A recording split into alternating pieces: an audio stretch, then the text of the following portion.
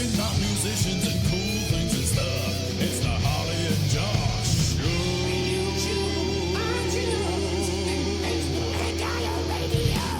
Welcome. Yeah. Hello, Harley. Hello, Josh. How you doing? I am doing it right now. Are you? Welcome to the Harley and Josh Show, ladies and gentlemen, where we talk about musicians and music-y cool things. Yeah. This week, we're going to be playing some music by State of Millenia, a bit of Lee Egerton, and Swordes, or Swords. Not quite sure how to say it. Swordes sounds like a bloke who's just really annoyed about things, or he's hurt his knee. Oh, I got right off. Poor old Des. Swordes. Oh, my knee. And we're also going to be talking about AI, northern expressions, artificial intelligence, helping people to create music by finding samples. So we'll talk about that a bit more later. And we also ask, what's the point of a music critic, Harley? I Don't answer it. Oh. I mean, you could have said it better. I could have. I really could have. I could say most things better. Execution. I know. Execution and you know, I would be a really bad executioner because I'd get claustrophobic in the head. So, Harley, I wanted to ask you a big old question tonight. What'd you do? It's important. Is it now? It is. Okay. Well, this week's been a bit of a mad one. So, a lot of musicians have been very busy this week. This is kind of the I would say it's probably one of the two busiest months for busiest weeks, should I say, for musicians. It's weird because this wasn't bank holiday weekend. The previous week was bank holiday when we were both gigging mega loads. That's kind of the end of British summer, isn't it? Yeah, that's it. Let's so sad times. So yeah, it's been a bit of a mad one, especially as I done something I don't do too much, and I dance in a suit. I do that all the time. Oh, sure. Yeah, sorry, I missed that bit. I double booked. Oh, mate, join the club. This is Welcome. Yeah, we're all friends here. I used to be worse at it, and actually, I'm going to point out Rainer for his latest video that we both featured on, didn't we? We did. So go check it out. We're talking about nerves and stuff like that. And Tom McCarthy. How do you have the nerve? How do you do it? Have it? And Tom McCarthy pointed out a very good thing about sort of like being nervous and stuff. And he stemmed a lot of his nerves from being unprepared. And he says, when you go onto a stage and you're not prepared, that's a horrible feeling. So you learn not to do that. Yeah. You know, fool me once kind of thing. Yeah. So I'd done that before. I've double booked a gig, and so I'm quite on it. That said, I managed to kind of do it twice in the weekend. I know. Yep, I did exactly the same thing. When it rains, it pours. You know, and it happens. You know, when it happens, it's annoying, but you can't change the fact you've got to deal with what you've got. So I mistakenly thought that my best friend's wedding reception was going to be on the Friday. It was on the Friday, right? And I'd booked a gig for the Saturday when actually the reception was on the Saturday. Oh no! So Chart Attack had a gig. We were booked. We're all ready for it, and I went, I can't do it. Right.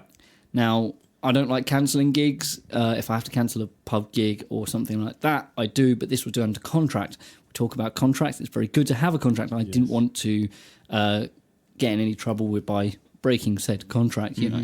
So instead, I thought, well, there's other stuff on the horizon for me, which means I might not be able to make every Chart Attack gig. Right. So instead, I was like, well, let's just get a cover. It's better if we can get last minute dep for a gig rather than a wedding. I know you should treat all gigs just as importantly, but I thought if it messes up in front of some people in a pub, they'll go, it wasn't the best.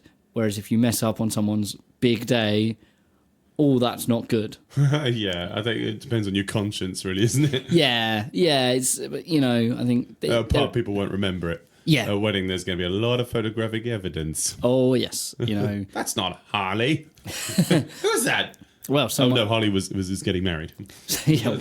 So We got Alex Lenton from he plays for Connor Adams and does some other stuff as well. He's Great player. covered for Rena and Rome, and he was well up for it, and he did an amazing job. So I hear. I wasn't there. Nice. They had a rehearsal on Thursday. You had CCTV Yeah. just on the mics, just staring at him. They had to do 3 sets as well, so it was like an extra long, even more stuff for him to learn. He almost played every song. No way. There was one song he was like, I just don't have time to learn this. Nice. Which one was it? Never Gonna Give You Up. Never gonna get, never gonna get. Yeah. Have you heard the bass line on that? Did he just rickrolled you? Well, the bass line on that's ridiculous. It took me ages to learn it. There's no actual bass line, but it doesn't stay the same, although it doesn't follow and it doesn't even follow the chords. Shut up. So instead, the morning of the gig, I recorded it and put it in along with the backing track, and he just mimed. Nice. Now, this is not the usual thing, but it was like, how do you get out of that situation? And for one song, it was fine, and it worked great. And it was kind of like, I hope this works, especially as we had my mixing desk, had a part of it had broken. We played a wedding on Wednesday. Oh, no. It went really well. A Wednesday wedding? Yeah. Do you do many midweek weddings? Not often. No.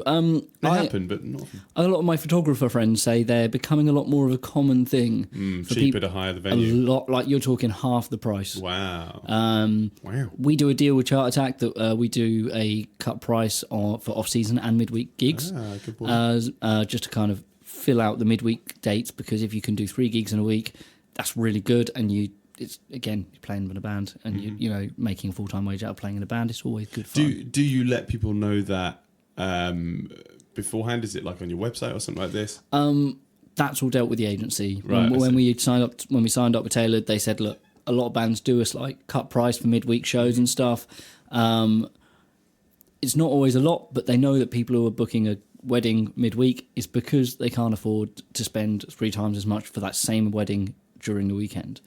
So that is kind of just playing to the audience, essentially, playing to the demographic that you're working with. If someone's going to be doing a wedding on a Wednesday night, it often means that they, here's me trying not to say they're being cheap, because it's not a case of that. Weddings are expensive. Yeah. I wouldn't pay that much for a wedding. I wouldn't. I mean, to be honest, I wouldn't pay for a wedding. From doing it a bunch of times now, like I kind of know what I would and wouldn't spend my money on in a wedding. Yeah. One thing I think I'd definitely have if I was to have a wedding or anything like that is the photo boothing. Oh yeah, great mate, idea. They're always good fun. Yeah, and I've got loads all over my fridge. Yeah. It's a really easy way to create memories of people just absolutely having fun. So yeah, that's something. But what happened when we were unpacking or packing down is the USB that we plugged the laptop to run the tracks into the desk broke. So the USB port has broken. So we had to run a slightly weird setup. I was at this wedding reception in Lincoln on the phone to Toby talking him how to set it up. And I'm like, cool, call me back if it doesn't work. He calls back, like, doesn't work. Okay, let's go the other way around. Let's get, so my nickname for that evening was Tech Support. From both counties. Did you have a live chat? Like, Hi, my name's Harley. Yeah, just sitting there with a headset. At a wedding. Yeah. I should have taken my headset with me. I should have really, but like proper like gaming one. Like, yeah. So yeah, it just about it just about was set up ready for them to start. Nice. He called me, or I said, let me know. After the first set, it was like absolutely flawless, perfectly. Everything's gone really well. So it's the best you can kind of ask for. Absolutely. It was just really well. Super, super proud of the guys for making it all happen. And with double bookings, like being able to rely on a good team, really does help your mental state. Certainly, yeah. Like there was a bit of nerves, but I was like, I mean, they've done a gig without me before, and they were very stressed at the time because it was a last minute thing. But they I think more they do of that, the better. Especially as I'm planning on sort of maybe away later on in the year for a couple of gigs to be able to teaser, spoiler alert. Easter egg. To have somebody that like Alex who can just step up to the plate then is amazing. So a public thank you for Alex Lenton for your amazing bass skills. He is good. He's very good and, very helpful. Hire him. Yeah, definitely. Definitely. The other kind of double booking I did was... You took 2 books somewhere. Yeah. I've got 2 of these. Yeah. I had 2 gigs on Sunday, yesterday. And I went, oh no, I'm going to have to cancel one. And I looked at the times and they were perfectly lined up. So I played with Hoppy and the Hopefuls at the Dove. Nice. And I said to Andy, I can't bring the PA because that PA needs to be in another pub 15 minutes after we finish. She was like, okay, that's fine. We had Tim Ainsley on guitar. Did an amazing job. It was great fun. He added some of his own songs in, and we didn't have a chance to rehearse, so it was very much eyes and ears, which is great with someone like Tim Ainsley because we jammed with him. He does the jam session. He knows exactly who to look for and what, and he's also mega tall, so he can see everyone quite easily. Yeah, it does help. Yeah, he's the only person that, a guitarist that I can look in the eyes, without bending over. That's it. He's great. I mean, you two, you'd be pillars on the side of a stage with each other. Sounds quite cool. No, because we'd be holding up the stage and we'd be able to do anything. Oh yeah, maybe we should put a headband on the corner of a duvet, and you can be actually the stage. Great. Yeah. Good. I like it. Love it. Cool. So yeah, that was really good. I was so tired because, bear in mind, I was at my friend's wedding reception the night before. We were out partying. And then my alarm went off at 7:45 in the morning. Yummy. I'd had about 3.5 hours sleep. No thanks. And then did a 4-hour drive, loaded the van straight to the Hopefuls gig. It was in Lincoln, right? Yes. Oh. And there was a lot of traffic on the way back as well. So did the Hopefuls gig, finished the Hopefuls gig, got to the class act gig, which was on the Sunday, 8 till 11, and started setting up straight away. And it got to about half hour before we sat, and I was like, I haven't eaten. I feel like absolute poop. I was like, I'm really exhausted. So ran to the van, got a packet of crisps, made sure I had a glass of water when we were on a plane, just trying to just keep me going. Bronwyn came to my aid with a flapjack. If you're ever hungry, flapjacks, they're the one. They're real stodgy and fill you up. You came for the music. You went away with the diet advice. Oh, yes. Oh, yes. Diet advice with Harley. That's really not a good idea. Yeah. Don't sleep. Have a glass of water. Yeah. This is not advice. Yeah. Other advice is available. So that was a thing. We did the first set. It went really well. My laptop that was running the tracks absolutely failed. I know I said last week that it failed, and I had to swap to the other laptop, to the MacBook, but I hadn't copied the files for this gig over. Is this class act? Yes. Right. So with class act, we only do 3 songs with backing track. We do 4 songs with backing track. We dropped 1 and we did the other 3 without track, and they went really well. We had Tom McCarthy on guitar once again. It was really good. It was great fun. However, I got to the end of the set and I was like a zombie. Yeah. People were talking to me and I was like, I'm getting angry. Just the fact that you're just talking to me right now, even though you're saying nice things. I'm really apologies to anyone who saw me towards the end of that set or to the end of that gig, because I was probably not a lot of fun to be around. I felt terrible. And then go on with bad diet advice. Just went straight to McDonald's afterwards. Had loads of food and felt terrible this morning because I hadn't really eaten very well, and then went straight to bed with loads of cheese. So yeah, it's good cheese or bad cheese. It was, fried cheese. So God, you're giving me gastroenteritis by talking to you right now. So yeah, that is a thing, and that's pretty much my weekend. Oh my God, and I'm still struggling. I'm going to take my desk to a repair guy tonight. I've got another one on rent. I'm hiring another desk for this weekend. Thank you, Oliver Bateman. You're an absolute saviour. And that's that is my week. He did. That concludes our news section. Did Harley do stuff? He didn't eat very well. Dead. I like that's still called a news section. It is news section. It was news, not news section. News section. Right, the news action. Let's play some music. shall we? Let's play some music. Yes. We're going to play some stuff by Sordes or Swords. Not quite sure how you pronounce it. Let us know. So, yeah, he's playing at the Guy Cry Club launch this week. It's this Thursday at the Smokehouse. Thanks to Ben for putting this up. It's an amazing collective for people. Well, it's mostly for blokes who are trying to come to terms with their emotions.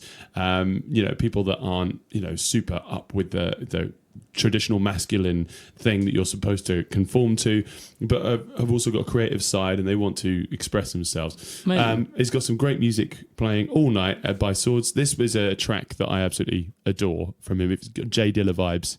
Nice. So this is Swords with Shores. Enjoy. That was Shores by Swordes. Absolutely amazing track. And a little bit of an extra bit at the end there. Oh, that's nice. Easter egg. Yeah. References. Oh, teasers. So, yeah, that's available on his Bandcamp. You can check that out. And it's a sort of pay what you want kind of thing. So, wonderful stuff, isn't it? So, I'm going to... I'll tell you what I'm going to do. What I'm going to talk about... What are you going to talk about? What I do... What did I do? Grammar. What did I do? So, when I actually last saw you was on the Monday... Oh, yeah. On the Monday. So it was Bank Holiday Monday. We weren't here in iRadio, so I apologise if we you're had a great day at the Blue Cross, didn't we? We were at the Blue Cross. We were doing raffling. And it was ruddy warm, wasn't it? Yeah, we're ruddy warm, but we were in bed together, so it's fine. Yeah. Don't ask questions. Don't ask questions. Don't write in. It's what it is. Nobody writes in. But that morning I was on BBC Suffolk with Steph McIntyre. I made a boo-boo. So right at the end, I think I did quite a good interview. We were talking about the one big multicultural festival that happens every year at Alexandra Park, and we were just talking about sort of the benefits of having a multicultural society, and why it's great to have lots of different types of music being showcased to the public, and it's just a show that it's about, and that these people from different places are around and you can talk to them, and it's also there's some really great charitable organisations that kind of go to these things. So we were kind of giving them a shout out, sort of refugee help centres, and citizen advice. And I was like, yeah, cool. I think I came across quite well in that interview. And at the end, I was like, all right, thanks. See you later, Sue. Her name is Steph. And I just said to her, I was like, I'm so sorry. I just called you Sue. I think it's just because SM is her initials. Right. Stephanie McIntyre, Sue Marchant, who was also on the BBC. Okay, yeah. And I've interviewed with her before, and also her travel lady was Sue as well. So I was but it was right at the end. So hopefully people just heard thanks to him. Oh. It's gone. So yeah, embarrassing on the radio. To be fair, it's also it's on the radio, so you don't see her face, so it's easy to make a mistake like that. Yeah. No, I was in the room with her, Harley. It's an audio-only medium. I was like, oh dear, I don't think you understand radio. Wait. Oh, wait. We're on the radio. Am I not supposed to be wearing this blindfold? Shh. Anyway, so... Where'd you go? I want to say a quick happy belated birthday to Meg Burrows. Oh, yeah. As we had a big old musician gathering last Wednesday at the Fat Cat in Ipswich. It was really, really fun. Just, people there from Bronwyn. There was also Seth and Eliza were there. Jordan Hay was there. I'm trying to remember other people have done. Oh, Bronwyn was there.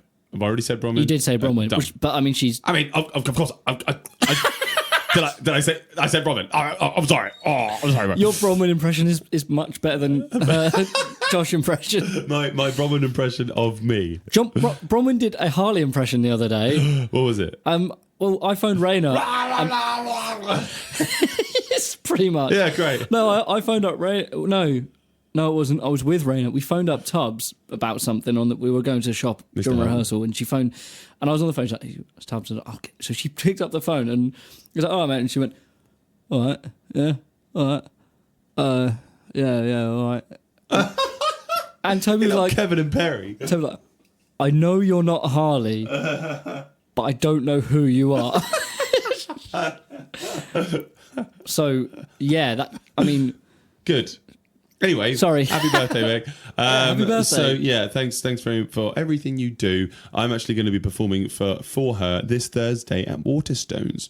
So they're having a book launch, and we are sort of playing for people as they come in, and they're having a signing from the author. I'm going to find out what the actual author's called and tell you guys. Yeah. Great idea. So I'm teaching all week, sort of getting everybody ready for school. Everybody's coming back to school this week. Yay. I'm not going to be going back to school this week. I'm going to be starting next week to Right, okay. let them get adjusted to their timetable. Of course, yeah. So this last Friday, I was supposed to be playing with Impilo Yes. at Unity Festival in Burston. Unfortunately, I was looking forward to that because I love playing with Impilo. It's just so jammy and fun, and I'm not tethered to a microphone, and I can jam around a bit. And it's usually at a festival as well, so there'll be like a good stop touching my leg. Okay, keep touching my leg. So there's usually quite a good crowd, quite good sound, good place to network, place for people to talk to, and just friends to make, However, it didn't go down. It just didn't happen. I won't say why it didn't happen, but it just didn't happen. And Impilo couldn't play, so we basically said to them, "Okay, Impilo can't play, but the Lockabillies can." Oh. So Murray, Rich, and I went up and played instead. Sounds like a tennis player.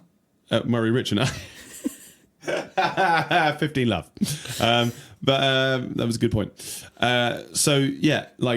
We went up. I probably got there about sort of 6:30ish, something like that. Yeah. And it was just the first day of it. It's for Unison Youth Group, and it's for sort of advice for young kids in the workplace, how to get work, and also if they're suffering from mental illness or anything like this. So if you can relate to any of those, check these guys out. The Unison Youth Group.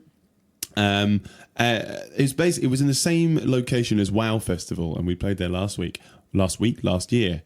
Wow, that was a stupid way of saying it. Wow. And it was the same field, different stages, and it's some of the same organisers as Maui Wowie Festival. Really nice little tents, kind of teepee style tents that we played in. Kind of same thing you would get for a wedding, outdoor wedding kind of festival. Ting. So that was really nice. We played an hour. We played a new song that I'd written that day. Oh wow! It's for this sort of new album that I'm writing for the Lockabillies. Sweet. And that was really fun, really bluesy and naughty. And I was literally just said to the boys beforehand, I was like, I'm going to play a naughty song. I wrote it today. It's going to be sexy. This is how it goes. Off we go. It was like quite an easy form. It was like a kind of 12-bar style form, so they could just go over the top of it and vamp over the top of it, and it was really, really good. Called the Cold-Blooded Killer Blues. Ooh, that's... See, sounds kind of sexy and naughty. Yeah. So that was really fun. Played a bit of that. Got to walk around and talk to people. Thank you to Jeffrey for letting us play. Instead of Impilo. I know we weren't Impilo, but it was completely different. But the guys were really up for it. We did the twist competition, which is where I just get everybody twisting in the audience, and whoever does the best twist gets a free CD. And the best thing happened. Chose someone. I usually ask the crowd, like, who do you think's the best? And they pointed at this woman. And she was proper up for it. She was super festivaled. Hey. Just picture someone at a festival in your head. That was her. Yeah. Okay. Yeah. You got it. Oh yeah, I know the one. She was basically a glow stick. So we I sort of went out into the crowd, gave her a CD while the guys were vamping on stage. Yeah. And she took that as an invitation to get up on stage. Wonderful. I know. Usually I'm a bit like, oh no, but she kept a distance. She wasn't sitting there just thrashing around. Dancing in your face. Exactly. And it really got, I just burped right on the Love on Radio. She got this just really amazing kind of rapport with the audience. Everybody already knew her. Of course. Wonderful. So she's dancing up on stage, and she just got a great response, got the crowd hyped up for us. So thanks for that. And did the greatest things when the song finished. She was like, "Cool, cheers," and got off the stage. You legend. Yeah. Most of the time, people are just like, "I'm part of the band now. Do you know any Ed Sheeran?" Yeah. Always come in conversation again. So that was really nice. The Friday, the Saturday, we were at a private event at a golf club in Sheringham. So Sheringham is like right up near Cromer. So right at the top of East Anglia. It's about a 2-hour drive. Unfortunately, Rainer couldn't make it because he was with you guys in Lincoln. He was. Not far away, really. Oh, right. Yeah, he could have just popped down. I mean... Cross the river and up the road. Come on. You were closer to us than you were to home. Oh, my God. It's the furthest I've ever been away from home, Mr. Frodo. Really? So I had to get a dep in. Rich played drums, Murray played bass, I played guitar. State the obvious. And then I got Alice Birch to play saxophone. Nice, yes. She's a really great player, actually. Yeah. Has only played with us once, which was at the Attitude at the Adastral Park. Yeah. And which she admitted was the biggest crowd she'd ever played in front of. Okay. Before she was like, and I get stage fright sometimes. We were like, oh, Raina Vandel's got a video on that. But yeah, so she came along. It was like a black tie event.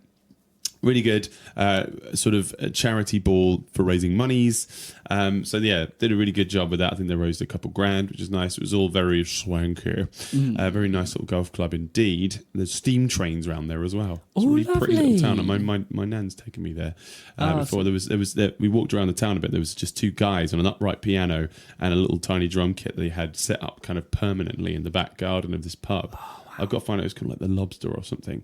And they were just jamming, these two old boys, just like doing loads of rock and roll. I was like, oh, that's a good one for the set. So yeah, we went back. Thing is, everything ran late because speeches, food, people turning up fashionably late and all that sort of stuff. Have you ever done a wedding that hasn't been running late? Yes. Oh, really? Yeah. I haven't done a single one. Fair enough. I've done them that I've run early as well.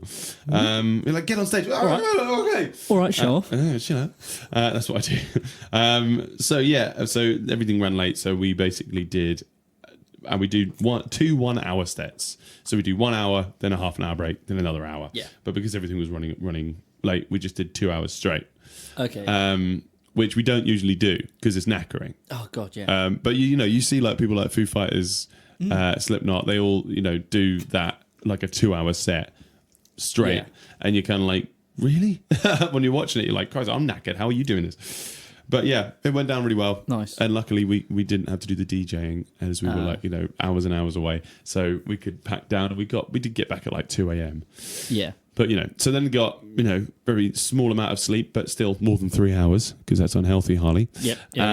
And we were on stage at the big multicultural festival in Alexandra Park in Ipswich, not Alexandra Palace in London, where you were promoting last week. Yes, on the radio, on the other radio station. No other radio stations are available. Only irradio.co.uk. Yep. And that was really fun. The one big multicultural festival. It was the sort of the BBC Suffolk stage that has been used for loads of events around Ipswich in the past. You and I have played on that stage multiple times. Yeah, just in different events. Yeah, so that was quite nice. So we kind of like had 4 of us, but we didn't have a fourth member because Raina was still with you in Lincoln. Oh yeah. So we got Mr. Ben Goebel involved, which was really nice. It was he was there on keyboard and saxophone. We had this kind of thing of just doing the same set that we did at Glastonbury. That's turned into a dying camel now. It's supposed to be a klaxon. It's supposed to be wah, wah, wah. And then you go when your klaxon's running out of gas. It's like a dromedary. Because you've just done it so many times, you've emptied the gas canister. Exactly. So that was a really, really nice event. Nice to see lots of different types of music and different types of people.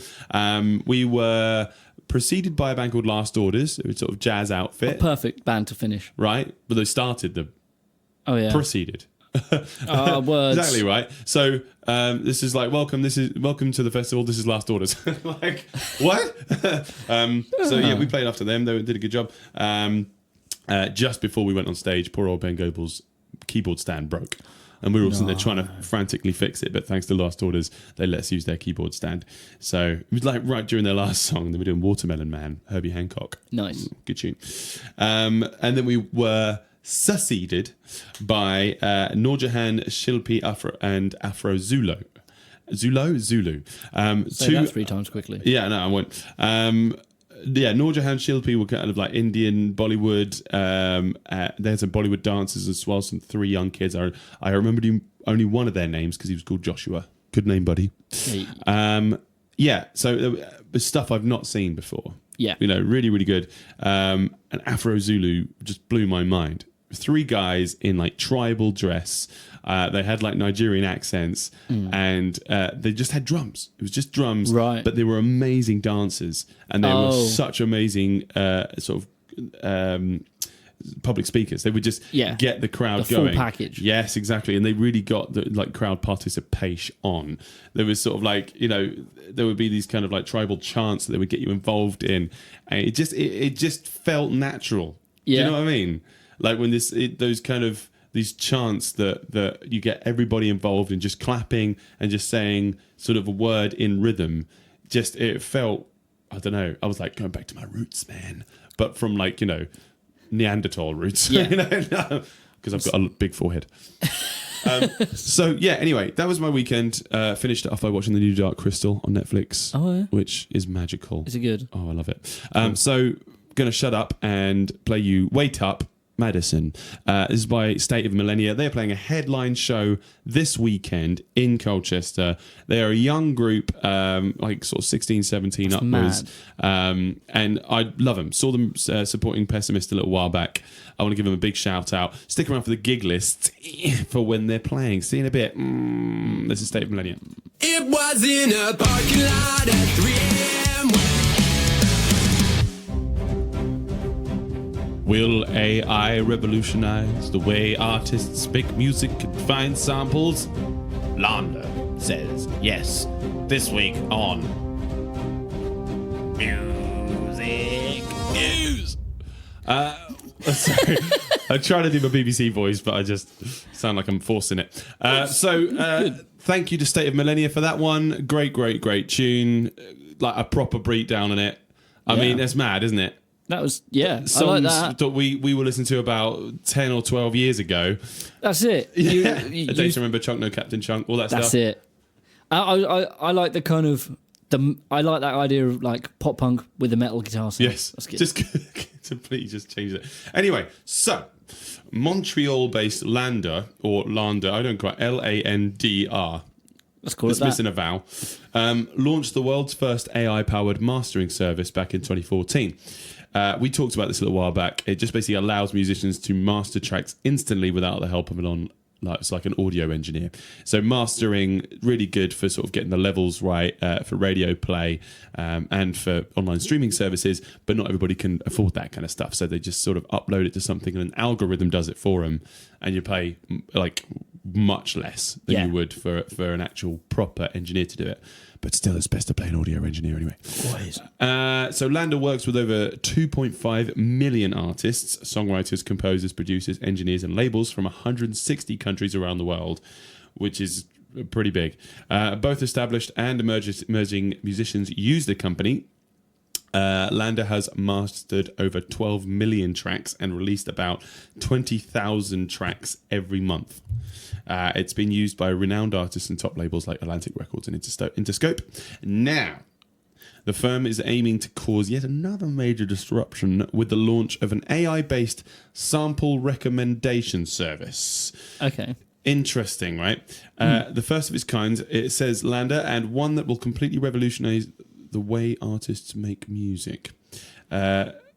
So basically, it's a tool that helps people to find samples for DJs, hip hop producers, stuff like that. It uses artificial intelligence to deliver tailored sounds and suggestions to musicians in seconds by looking at a range of data points, including acoustic similarity, key, timbre, and rhythm. Study your elements of music, ladies and gentlemen. Oh, yeah. Important things. Selector serves artists the perfect loops, single hits, and one shots to drop into their DAW, Digital Audio Workstation, or DAW, and gets even more personalized over time. So, I don't know. It replicates certain behaviors that are typical, but typically done by humans. Humans. Yeah. So predictable. And can save the artists money, speed up the workflow, and improve the overall quality of their sound. Blah, blah, blah, blah, blah. Is it a good thing, Harley? very good question. From straight off the bat, what it's sounding like what it's truly saving is time for sample-based musicians. Which now, you're down for, right? Saving time. You love saving. I You do don't even love have saving laces time. anymore. No.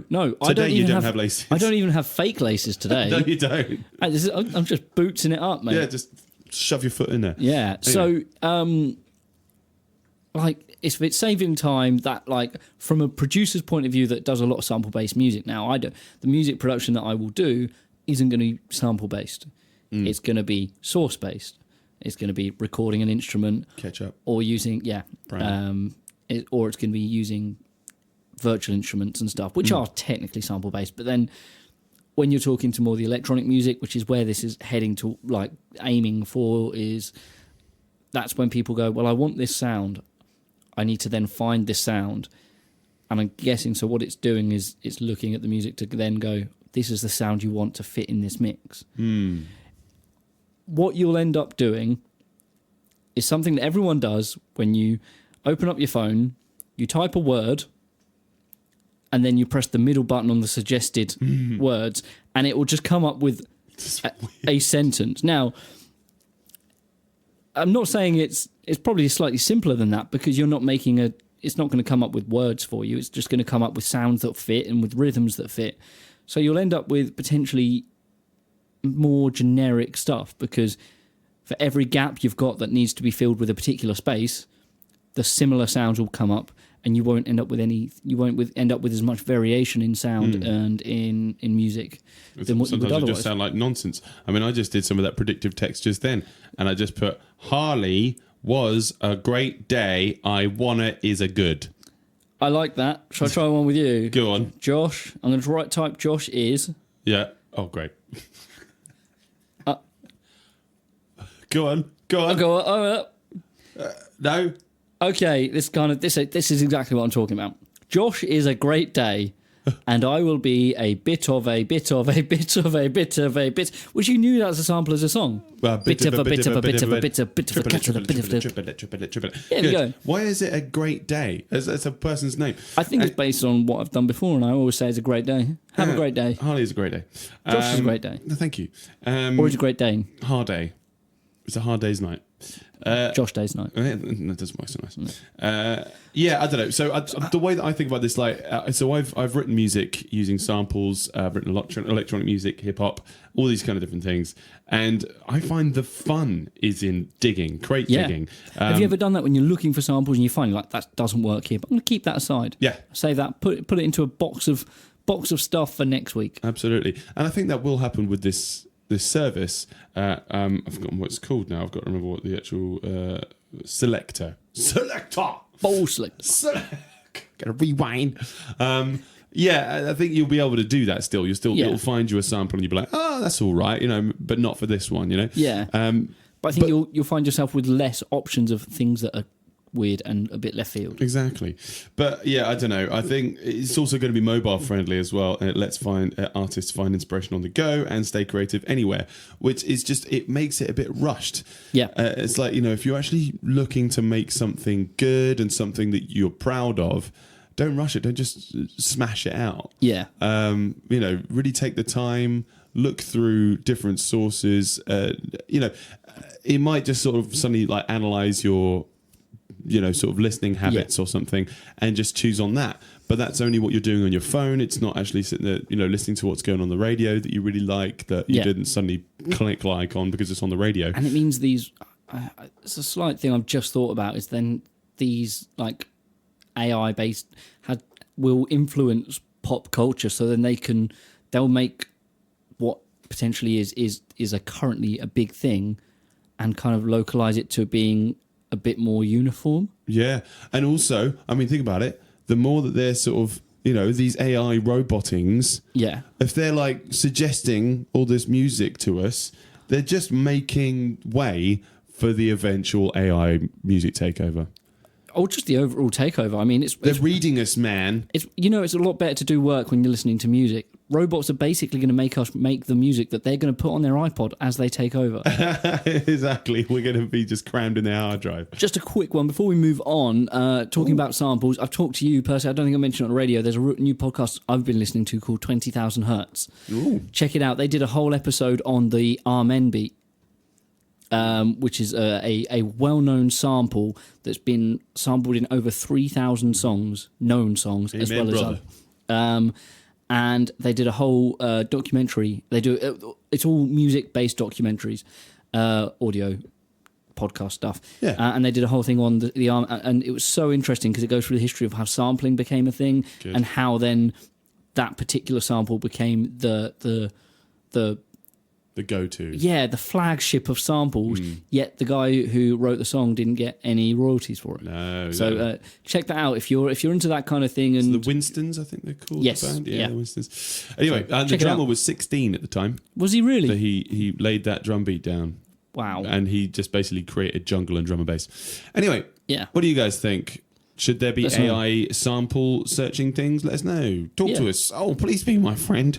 Anyway, this is our next section. Thing the fan report back this morning. Jingle. Harley, Yes. what's the point of a music critic? Do we need them anymore? Everyone's a critic, isn't they? They are. Everybody is a critic. now. I like. I tell you what, I've been doing more recently is when an album comes out, I like to read through the reviews, Uh-huh. and not necessarily to hear someone go, "This is a bad album," because I don't think I've read a single review that slated an album that I've been into because I've got amazing music taste. Of course. But to hear their take on songs, and there's no new Frank Turner album tells a lot of stories. It's a very story-based album. It's very folky and stuff like that. And there are a lot of songs that I'm like, I don't know what this is about. Mm-hmm. Because it So takes a what- few listens. It's good to hear someone else's input. Oh, okay. So you listen to the critic to sort of see how they interpret it. Yeah. Okay. I don't know That's if a that good counts way as of doing it. critiquing, but Well, it depends if they're learned. It's the thing because I think the point of a music critic is from a learned opinion. Yeah. Because, like you say, everybody's a critic, but not everybody is very educated in a that- yeah, certain yeah. type of music. So it's good to go to a specific hip hop critic, or a specific metal critic, because a lot of the time, people that just Yeah. sort of that are only listening to a certain type of music, you suddenly chuck some hip hop or metal and they just go, it's just noise. you won't. Yeah. Oh, I hate the new Adele album, No Double Pedal. Yeah, exactly. Yeah, I mean, it is. So I think it's good to have that. However, there's sort of, I'm not sure whether they're few and far between now or there's just too many of them. Yeah, I know what you mean. Like, is it oversaturated? Therefore, there aren't the go-tos. That's a very good. Because, I point. mean, thinking about it from a musician's perspective, I don't know where to send my music to anymore. No. Because when I do send them to them, they're like, yeah, that's not the kind of thing that we review. Or either get nothing back. And I'm like, well, sorry, you really bogged down that you can't reply to someone. Yeah. It's that kind of thing of like, well, what do you think their role is now when everybody has an opinion? I think, really, their role is to advertise music. You're sending your music to critics, not for them to critique it, but for them to tell somebody else what they think of it. Whether it's good or bad, the fact that they're talking about it is better than not talking about it. And I guess the buzzword for the internet nowadays is influencers. You want influencers, people who go, look, I like this music and I'm wearing a really cool shirt. So if you want to be as cool as me, get this cool shirt and listen to that music. That's the crazy thing, isn't it? Because like you say, there's influencers now, which aren't so much people that are actually learned in what they're reviewing or something like this. They just might like it, and so they're fans who are not fans of them because of their music taste. They'll be fans of them because they got a hot gym bod, or they've got a funny voice. Like Aussie Man Reviews. He'll put a song at the end of it, and he's just like, I think this is a great tune. And then people will go and check that out, and he'll sort of endorse it. But people didn't go to him for the music. So it makes you think, do you think that people are still going to sites, specific websites or specific music. YouTube channels or Instagram channels to find music? Or do you think they're just sort of getting sort of drive-by musicked? I think drive-by music is what's happening. Like people say, word of mouth is always the best form of of advertisement, and that's where these influencers kind of get their mouth. Get their word. Yes, the job, I think, of a critic, I think, is to kind of comment on the zeitgeist of music, song by song, essentially. But I think, again, the music world is now so much wider. The bandwidth of music that's being listened to on a large scale is so much wider. It's in the same way that we've got, as we said, Ed Sheeran at top of the charts got knocked off by a Slipknot song. Yes. And I've been looking to see where Tool are in that with their new album that's come out, because that's made massive waves. That's probably going to be, that is the most talked about album, I think, of this year already. And I think because there've been more people, again, word of mouth, there've been more people talking about it than any other album, because that's 13 years in the making, is it? Yeah, must be. Yeah, and like people are like, come on, guys. And there are people critiquing it, actually. I've had people on Facebook just posting on Facebook, listen to the new Tool album. Yeah, it's a bit all right. Or someone goes, listen to the new Tool album. I was very skeptical going in, and I regret being even skeptical because it's amazing. But there we go. What we're very much used to now is short form media. Yeah, we don't like to consume stuff as in such massive chunks as we used to. Yeah. Because we've got so much, you get those little tiny documentaries on YouTube that are like 5 minutes or something like this. And so I think that is reflective on our reading as well. Like, my favorite newspaper is The Eye, because it's just little time, short, concise, get through it. I mean, it's only got 10 pages, maybe max. Yeah. And so you can just get through the news nice and quickly, and I'll listen to news on podcast form. Now, it's the same with critiquing and status updates. People just put a status update up, and they'll just sort of just sort of cram in their opinion into a very short thing. I'm very much victim of this. Sorry, just to a sec. Because I was just putting up today, yesterday, that I was watching the Dark Crystal second drop. I've put it in there, but I just put, this is amazing. I really like it. Yeah, not a great review. It's just me telling people that I like it. Yeah, definitely. I will double that fact. I was reading a news article, I think it might have been on the BBC website, and it was saying that something had happened, because I don't know, I can't, stuck with you. It was political of some sort. Basically, people were talking about a thing. I was like, I have no idea what they're talking about. Right. Let's see what I've missed in the news. Yes. And it had the article, and it says, this story in 100 words, then underneath, this story in 500 words, and then under that, this story in 5,000 words. Wow. So basically, how much time you've got, we'll try and explain what we can. Condense. And it gave you the 100 words basically went, this has happened and this means this. Oh, great. And the 500, this happens and this means this because. And then the other one is the story of how we got to where we were. See, there we go. Opinion does matter. Because how you condense that is different. I mean, there's no clinical way of doing it. It's not sort of like, here's a story and this is the only way you can look at it. There's going to be so many people's opinions involved in that. So how it's condensed, what facts are left out, what facts are left in, and the outcome of it. So it's the same with criticisms. I think it is important to have music critics, because we do have these learned opinions, and they can tell you how it might affect music in the future, how it draws on music from the past, and how it might fit with your music taste now. That's really interesting. Great Scott. I'm sorry, I just went into Bromman. Yeah. Oh, it's Harley. Yeah, I'm Harley. Yeah. Let's talk about what gigs we got coming up this weekend, Harley. Go on then. All right. So, what gigs have you got coming up? So this weekend, I have only got 3 gigs. Only 3. I have to think about that. That's a lot, man. Yeah, I know. First one is a private gig down in Salisbury. Got a wedding. Very nice. Looking forward to the long drive home, because we're not staying over, so we're driving back the same night. Cool. Because Toby's got a gig with Soul Kitchen in Cambridge, so it's like, now let's go home the same day. Yeah, fair. So on the Saturday, I will be at the Half Moon Beer Festival with Oddball and the Shifty Twins, which I'm well looking forward to, because I love playing with those guys. It's always well good fun.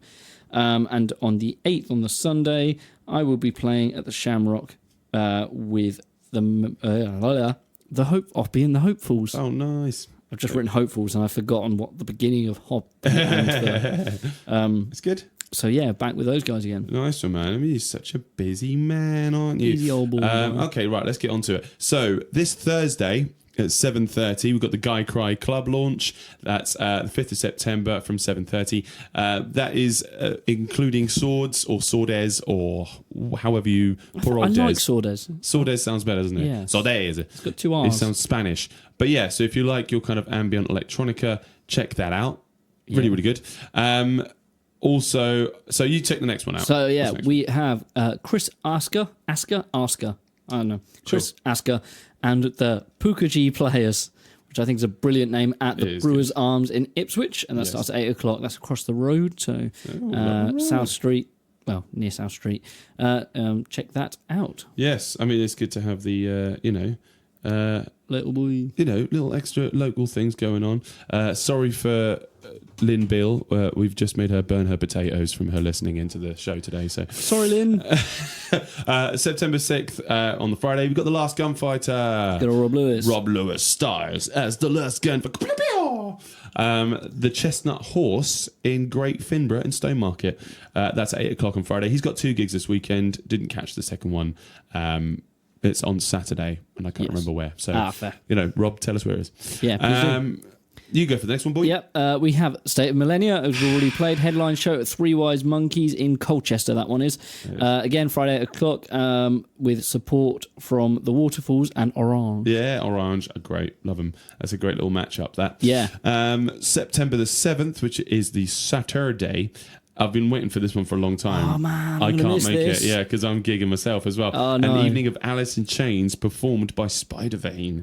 That's Saturday at 7 o'clock. I mean, all Alice in Chains all night by, in my opinion, the best metal band around here. They are incredible. We've played enough of their stuff, and it's so good. And yeah, that's a real shame that we're going to miss that. But if you're listening to Spidervane, do it again. We'll do it in Or Josh's just back play garden. loads more gigs around here. I'd be well happy. Yeah, on weekdays, preferably. Definitely.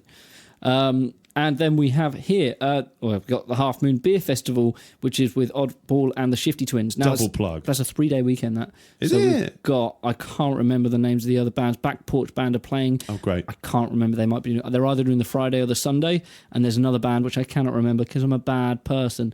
But Yes, you are. so it's all weekend, lots of beer, lots of great music. There's food there as well. So, come along, make a day of it, and stumble home. Good. Yeah. Yeah, drink responsibly. I'm stumbling home because it's literally around the road from me. So Nice. I'm probably not going to take my equipment home that night, and I'll do it in the morning. Yeah, pick it up. You'll be fine. Yeah. Oh, we've got it's one more. insured, isn't it? Last one. Phil Jackson is releasing a new album this weekend. He releases like a new album every couple months, really. But he's done at least one a year. He's a busy lad. Yeah, he's very creative. He's actually worked with Swords before, or Sordes. Right. Yeah. There's some stuff on the Bandcamp. This one's called Moving, and he's having a picnic. That's cool. To sort of do it. So this Sunday, 8th of September from 3 o'clock, if you go down to Holywells Park, you'll get your own little picnic with Phil Jackson performing his brand new songs. That sounds just really cute. Little special, isn't it? It's a nice different gig, that. Yeah, that is. Yeah, picnic. So thank you very much, ladies and gentlemen, for listening today. It's been wonderful. Edutaining. Oh, yes. It's educational, as Mr. Rainer Vandel would put it. Yeah. Can we quickly, just before we go, shout out a couple of things from the Facebook game that we did this week? If you like the show, check out our Facebook page, because we do a game every single week. We've been picking it up a bit more. So let's find the old photo first, because basically the thing this week was name a song with a vehicle in the title or the lyrics. And you guys came out, we've got 40 comments on this one alone. So cool. There's loads of it. Make sure if you do join in the game, please like the post, please like the page. Yeah, share it help us out a lot. From Dougal, Mr. Dan Dolman, Jesus built my hot rod. Yes. Nice one. Harry Isaac Presley, our wonderful esteemed guest, said love train. How many people said, I've got a brand new combine harvester by the Wurzels? We're in Suffolk, aren't we? That's good. I'm in love with my car by Queen. Benny and the Jets by Victoria. And Love in an Elevator Is it a vehicle? I think it counts as a Is it vehicle. cars? All right then, Shakers. Yeah, there we we'll go. count it. We're going to have to wrap up. We're going to have to wrap Yeah. up. I'm going to give it to Police Truck by the Dead Kennedys Nice. from Harry Isaac Presley. Wonderful. Because you're a winner. And we love you. So this one's a new track by Lee Egerton. Thank you very much for listening, ladies and gentlemen. Yes. See you next week. Take care. Bye. Not again. No, this